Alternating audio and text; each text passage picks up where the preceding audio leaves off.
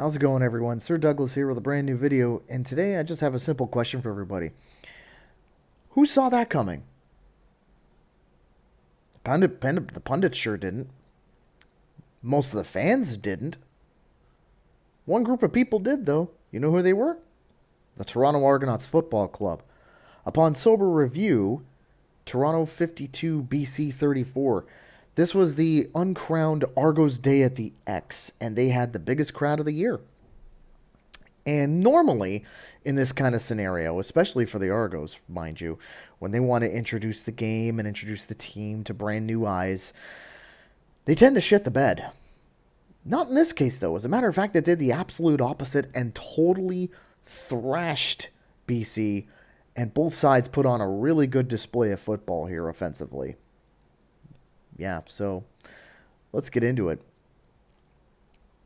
Depth charts. Let's put it this way. DeMonte Coxey was out due to a concussion. If you saw the last game against BC, you obviously understand why. Adam Guillemette was 6-gamed because of a concussion. That's the reason why they had to go out and get Simon Chavez from Hamilton. Had to give Hamilton a draft pick in order to get him back. And Jordan Williams was out due to a shoulder injury. So Coxey and Williams were both 1-gamed. And for this game, Ricky Correa drew back in, and we saw the return of we saw the debut of Delonte Hood in for Toronto. So yeah, into the game itself, Toronto desperate for a win, no doubt about it, considering that the playoff window is starting to close. BC, on the other hand, looking to hold off Edmonton now, because they're starting to get close in the rearview mirror. Toronto started the ball. Jake Herslow was able to get a good return off the kickoff. He got up to the midfield stripe. They worked quickly to get into the red zone, but unfortunately, there was a first down play where Janarian Grant tried to do something on a sweep, and BC never didn't bite on it. So unfortunately, the drive stalled. Liram Hajrullahu field goal, 3-0 lead Toronto. BC took over on the 40-yard line. Nathan Rourke coming back into form. Actually found Keon Hatcher on a pass, and he had to really stretch to get it. And I mean really stretch. It looked like he was like full extension to try and get it. And of course, with Rourke working quickly, things tend to happen. They get the Argo bounce, which hasn't been going Toronto's way all season. Didn't go their way on this one either. He was Rourke back to pass. Nearly picked up. He was under pressure. Nearly picked off by Benji Franklin, but it was kind of a tip drill. Aiden Eberhardt was the last one underneath the ball, so he caught it, and it was a first down BC. That kind of stuff is just bad luck, let's face it. It tends to happen. And unfortunately, it's tended to happen a lot this year with regards to the Argos. And that really took the wind out of the sails. And Rourke found Javon Katoy in the end zone, just made it in, or touchdown. BC extra point was good. BC takes a 7-3 lead. Argos go 2-out on the next drive, and BC flawless, absolutely flawless on their second drive. They weren't working in this game, and this was kind of a theme a little bit. They weren't working this game as if they were being paid by the hour. Let's put it that way. Ultimately, it was James Butler in this one. Turned on the afterburners, got in the end zone for a touchdown. Derek Sluka got a piece of him just before he got in. He said he was saying, hey, his knee was down. No, it wasn't. He was able to maintain his footing and get in there. Across the goal line. Extra point was good. 14-3 BC lead. Questions now being asked. Was it time to hit the dusty trail? Because we've seen what happens. Kind of seen this before. Argos on the next drive, however, did respond. Kinda. I'll explain. Near the end of the first, though, Deontay McMahon once again goes down hurt. I think he's been battling injuries all season long, to be perfectly honest. Spencer Brown checks in and ends up staying in for the rest of the game because of the injury. Argos drive down the field, but once again they stall out in the red zone. This has been a problem that they've had all season long, but on second down it was a near interception by Jackson Findlay who cut the route nice. He got his mitts on it. At the end of the first, it was 14-3 BC. 2 plays into the second quarter, it became 14-6 BC after a Liram Hairolahu field goal. BC goes 2 and out thanks to Darius Bratton stopping a run. On the return after the punt by BC, it was a really big punt that didn't really go anywhere. The return because it was absolutely stuffed by the coverage. Nick Arbuckle, however, first run wasn't great, but he goes deep, finds Dejon Brissett for a big first down. He actually had to get suplexed to be stopped, not like not like the high angle stuff that you see in pro wrestling. No, it was just something that you would see in an amateur match. They managed to get to the red zone. Nick Arbuckle then on a pass was looking for Dave Unger III, and this was on a second down, by the way, so this probably would have caused something bad to happen. But the ball sails incomplete, but there was a flag on the play. He had his jersey pulled, so it was defensive pass interference. BC did challenge the call, but Replay Center says denied. No. So the fresh set of downs. Arbuckle to Mittal on a first and goal, gets stopped on the 6. Gets stopped on the 2. Second and goal, Nick Arbuckle ends up calling his own number. Gets in there. Touchdown. Gets in there for the touchdown. 2-point conversion was good, and it was at just one play later, all square at 14 after an 11-play, 91-yard drive that took almost 6 minutes off the clock. Incredible stuff. BC gets the ball back, and we see what a lot of people tend to not notice about Nathan Rourke is that he's got some sneaky speed. He's got some wheels on him. He gets a block and takes off and he's able to take off on a 27-yard run. All for naught because it was called for an illegal procedure. Very next play, though, Rourke looking for Javon Catoy, and he kind of found Benji Franklin instead. Now, this is what I mean by the sneaky speed.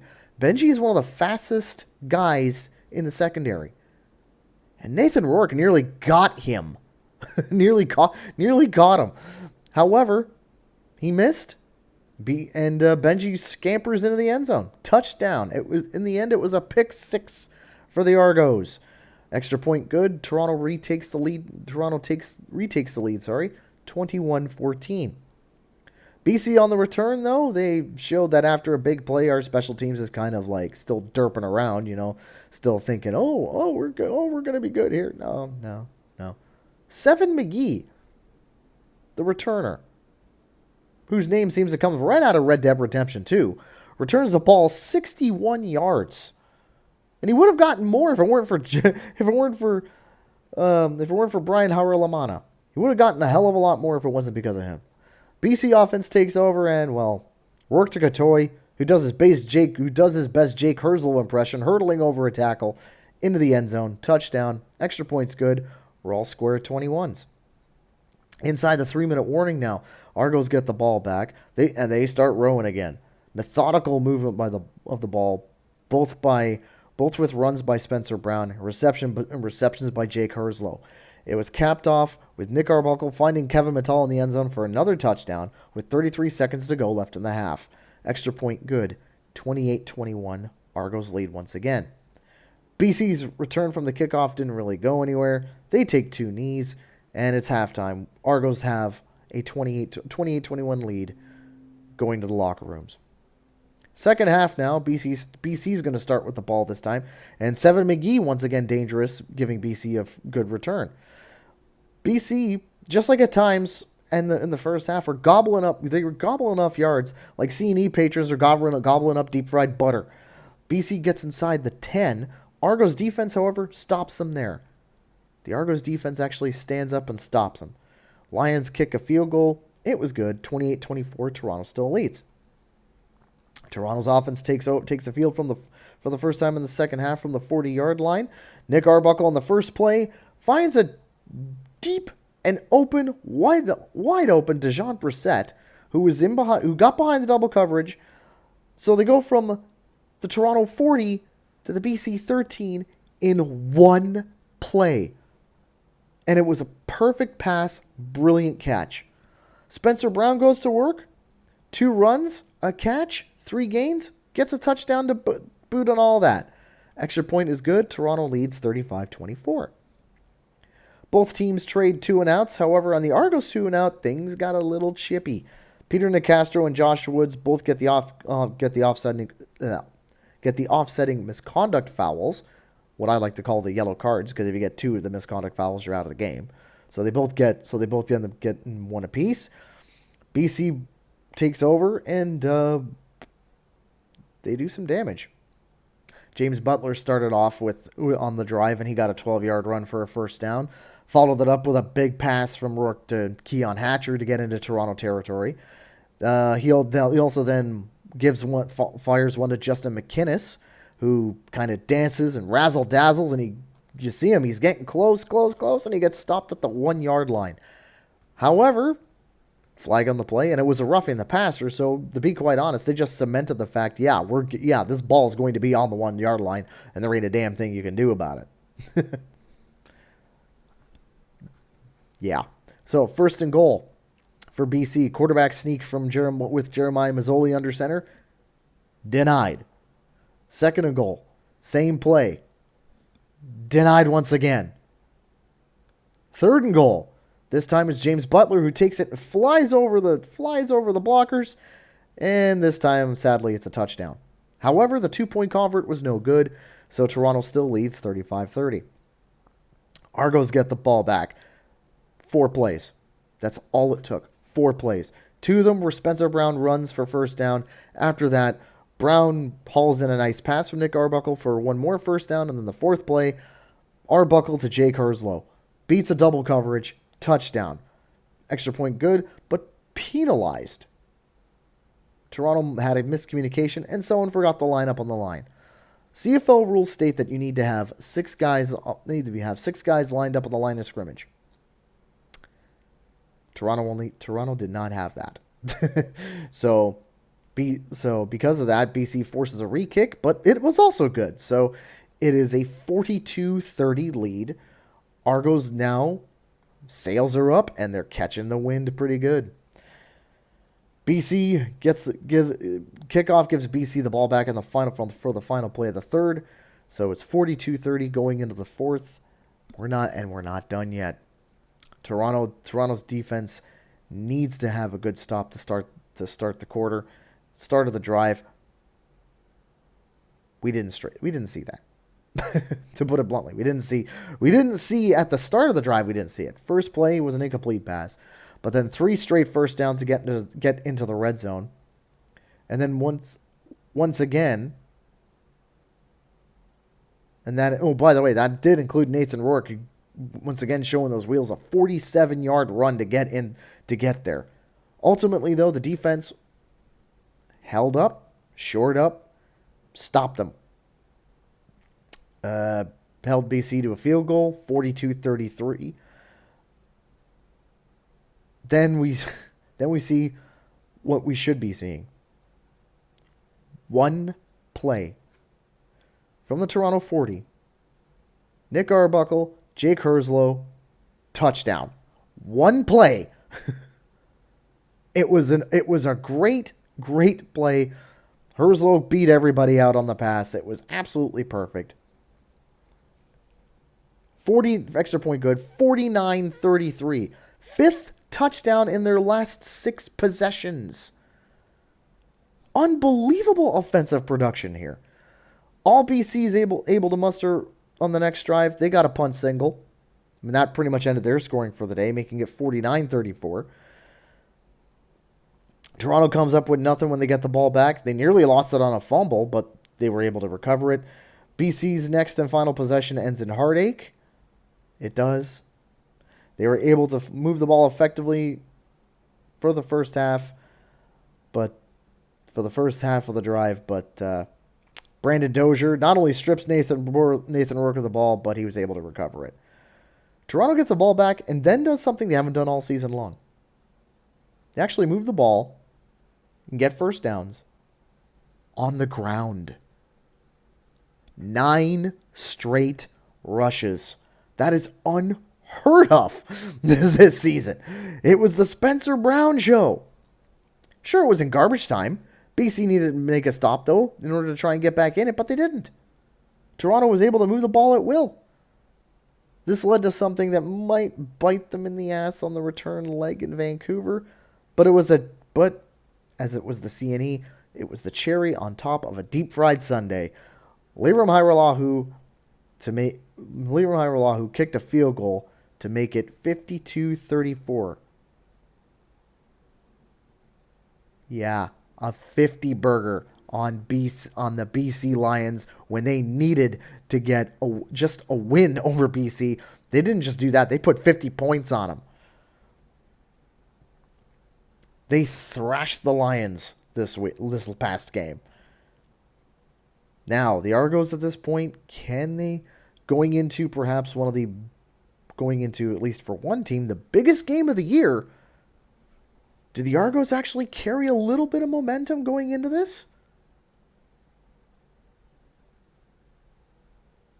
I don't know. We'll find out. But anyway, when it comes to the actual game itself, this is the most complete game they've played all season long. Were there gaps in defense and special teams? Sure. The offense, though, absolutely spot on. Absolutely lights out. In my opinion, Spencer Brown has just won the starter job. He got 80-something yards on the ground. He got more yards in this game than Deontay McMahon has gotten in like 7 or 8. Spencer Brown is we all know, depending on the injury, he needs to be the starter here. He needs to be the starting running back going forward. I'm sorry, that's just the way I see it. And Nick Arbuckle, he had himself a career game today. He passed for over 400 yards, something he hasn't done all season. He had himself a fantastic game. And with this game, he put himself, at least for yards production, in the lead. And if he keeps going at this pace, he is going to be in and amongst the immortals of Argo quarterbacks. He's going to put him for single season yardage. And when I mean the immortals, I'm talking Ricky Ray. I'm talking Damon Allen. I'm talking Doug Flutie. The utter immortals of Argo quarterbacks. If he puts himself into that conversation, considering what we know about our quarterback situation, I do not envy football operations at all when a certain someone is finally healthy enough to play. Hopefully, the Argos can make the right decision there. That's pretty much going to do it for me this week. We got the Labor Day Classic coming up. Yep. Also known as Hamilton's free win day because, well, the Argos... Well, I mean, when the Argos only win 1 out of every 4 Labor Days. But, I mean, lately it's been that... The trend has kind of been bucked a little bit because since the pandemic, the teams have been even. It's been 2-2 since the pandemic canceled season. But ultimately, in the end, the way I look at it is this. At the end of the day, even if Labor Day doesn't go the way I want it, 2 things. 1, I got beer. Thank you, Ben Granton, X's and Argos. And the other thing, I got donuts.